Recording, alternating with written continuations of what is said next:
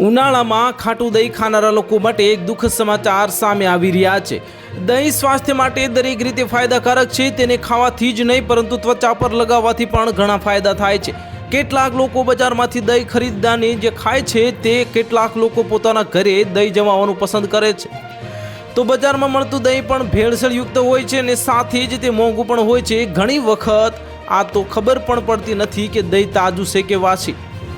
આથી મોટા ભાગના લોકો ઘરે દહીં જમાવવાનું પસંદ કરે છે, પરંતુ ઉનાળામાં દહીં જલ્દીથી ખાટું થઈ જતું હોય છે। એવામાં આજે જાણીએ કે ઉનાળામાં દહીંને લાંબા સમય સુધી ખાટું થતું કેમ અટકાવી શકાય।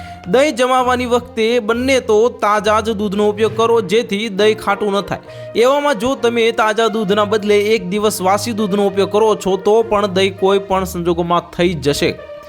બજારમાં મળતા દહીં જેવા કોન્ફિડન્સનરીને જે સેટ કરવા માટે પહેલાં દૂધને સારી રીતે ઉકાળો। આ પછી તેને ઠંડુ થવા દો અને દૂધ થોડું ઠંડુ થાય એટલે તેમાં મોરવણ ઉમેરી દો અને હંમેશા એક વાતનું ધ્યાન રાખો કે દહીં સેટ કરવા માટેનું દૂધનું તાપમાન બરાબર હોવું જોઈએ અને ખૂબ ઠંડુ હોય તેવામાં દૂધમાં મેળવણ ભળતું નથી। અને તેમજ જો દહીંને ખૂબ ગરમ દૂધમાં સેટ કરવામાં આવે તો દૂધ જલ્દી ફાટી જાય છે અને ખાટું બનશે।